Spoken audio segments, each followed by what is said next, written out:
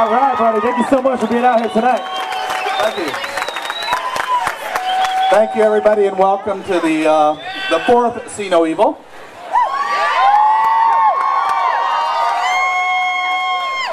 You know, Aaron, Derek, and everybody has been putting this together for 4 years now, and during that 4-year period, we have made tremendous progress. This, I believe, will probably be the last year that we go down to the Southern Ocean. I don't believe the whaling fleet will return, but if they do, we'll be ready for them. But this year we went down for the first time stronger than they were. And that is thanks in part to the support of people like yourself. You know, the more support we get, the more resources we have. The more resources we have, the more effective we become. And this year we went down there, we caught them, we chased them, we got them out of there a month and a half before the season. They took only 17% of the quota, which means we saved about 800 whales this year.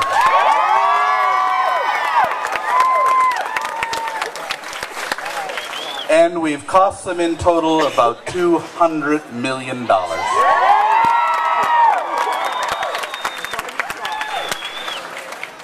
Now, what does that make us? I'm now officially, according to Japan, eco-terrorist. But they haven't charged me with anything. But I'm on what's called the Interpol Blue List, which means when I cross borders, they don't arrest me, but we've been requested to harass you by the government of Japan. Now, what's it like being on the Blue List? Honored. Who else is on that list? The Dalai Lama. So it seems to me that being on the Blue List is actually a badge of honor, and I'm proud to share that with the Dalai Lama. Since our return from the Southern Ocean, we've had the Steve Irwin and the Gojira in the Mediterranean. Now, the Gojira, unfortunately, is no longer the Gojira. By the way, Gojira in Japanese means gorilla whale. Translated in English, it's Godzilla. Now, the only thing more frightening than Godzilla are Godzilla's lawyers. So they made us change the name. So the Beast has now been renamed the Bridget Bardot. So it's now the Beast has become the Beauty. And that's because Bridget Bardot has been a long-time supporter and of Sea Shepherd. So the Steve Irwin and the Bridget Bardot, we were just recently off the coast of Libya defending bluefin tuna amidst the entire NATO fleet that's attacking Libya. It was actually quite interesting. We're not allowed within 2 miles of a NATO vessel, but one of them one morning said, "Identify yourself or face imminent destruction." I think we said, well, this is the Steve Irwin, and good morning to you also. And the Steve Irwin and the Bridget Bardot are presently right now in Barcelona. We just arrived there a couple of days ago, and many of the crew and I just came here from there. And we'll be leaving in a few days to head up to the Faroe Islands, which are a group of islands between Iceland and Scotland, where they kill pilot whales every year for, well, for sport, really. And so the next series, the Whale Wars series, will be tackling the pilot whale killers of the Faroe Islands. It's called Operation Ferocious Islands. And we've been there before, so we can anticipate that this is going to be a very dramatic summer. They're, you know, the problem with eating whale is it's full of mercury, and it does something really silly to your head, like it's called mercury poisoning, which means that it makes a Swiss cheese out of your brain, really. So that tends to make our opposition a little strange to deal with. So we can never predict what they're going to do. But definitely something's rotten in the state of Denmark, and we intend to try and clear that up this summer. So it'll be an interesting summer, and we'll be filming all of that for Animal Planet.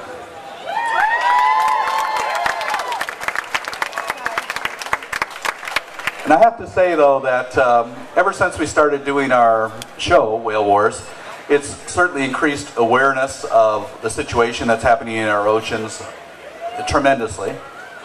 And so, you know, television is a major tool. And I've always said that the most powerful weapon on the planet is the camera. And quite a few of you brought those along tonight, I noticed. So that's what we'll be doing, and like I said, we'll be prepared to go back to the Southern Ocean if the Japanese return, but I don't think they will be.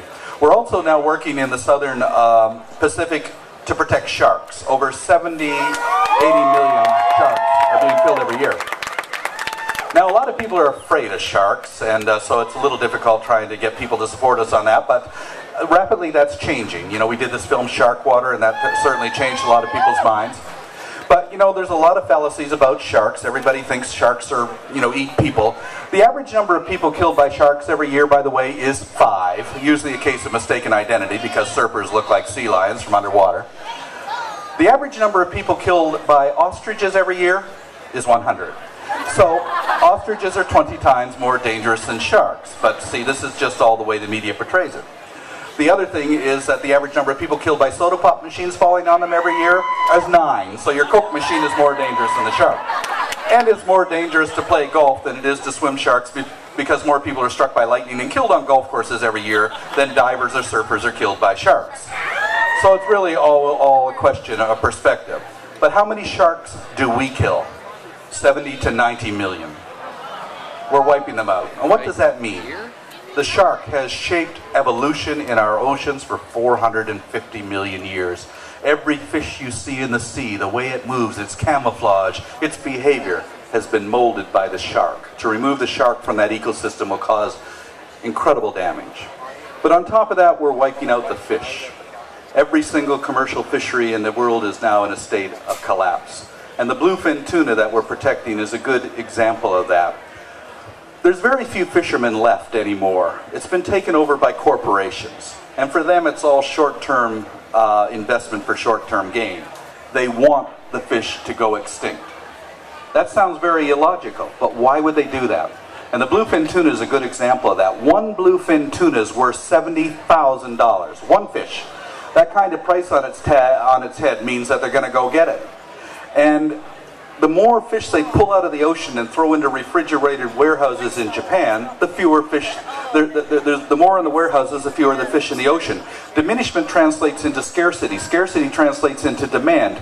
That demand translates into higher prices. And the price of the fish in the warehouse keeps going up and up and up. And if you wipe them out and there's no more bluefin tuna in the world's oceans, Mitsubishi will make billions of dollars. That's what it's all about. They don't care if the fish is here in 20 years. They want as much money in the short term as they possibly can. And this kind of corporate rape is what is destroying our oceans. And what does that mean, destroying our oceans? If our oceans die, we die. Diminishment translates into the death of our oceans. We cannot live on this planet with a dead ocean. One of the best ways to explain our situation, I think, is just to look at where we are and what we are. We're on a spaceship Earth. It's traveling through the cosmos right now at 500 miles per second. And in that incredible speed, we've only gone around the galaxy 20 times since the beginning of the Earth. So it's a vast distance we're covering. But like any spaceship, it has a life support system. And that life support system provides us with the food we eat, the air we breathe, it regulates the climate, and that life support system is called the biosphere. And that biosphere is maintained by a crew of Earthlings. Now there's two types of species on the planet, crew and passengers. We humans, we're passengers. We're having a great time entertaining ourselves at the expense of the crew. The crew, we're killing them off. And if we kill too many, the life support system is going to collapse, and there's not going to be a future for the passengers. So a few years ago when I said that worms were more important than people, I got severely attacked, of course by the Fox network, but what do you expect? And they said, how dare you say that worms are more important than people? And I said it because worms are more important than people. Why? Because worms can live on the earth without people, but people cannot live on the earth without worms. We need them, they don't need us. We need bees, they don't need us. We need fish, they don't need us. We need bacteria, they don't need us. These are essential species. Their very existence means we can exist. And if we destroy them, Amen. if we destroy them, we destroy ourselves. So in saving the oceans, when people say, what are you doing for third world nations? Or what are you doing to find a cure for cancer? Or what are you doing for this? The most important thing that we can do on this planet, more than any other thing, is defend and protect and conserve biodiversity in our oceans. Because if the oceans die, we die. It's really a case of self-preservation.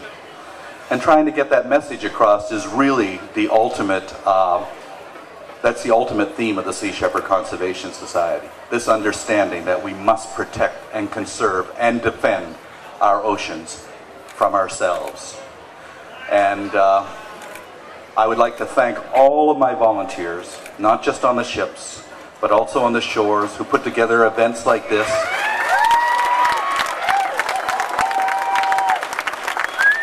That make it possible for us to go out there and do what we have to do. And, you know, when we get criticized on whale wars, people say, well, you know, those crew of yours are pretty inexperienced. Why don't you have professionals? I'll tell you why we don't have professionals. You cannot pay people to do what these volunteers do. That kind of passion cannot be bought with money. So this last year we had 88 crew from 23 different countries on 3 different ships. And really, though the ships are there, the backbone of the entire operation was our crew.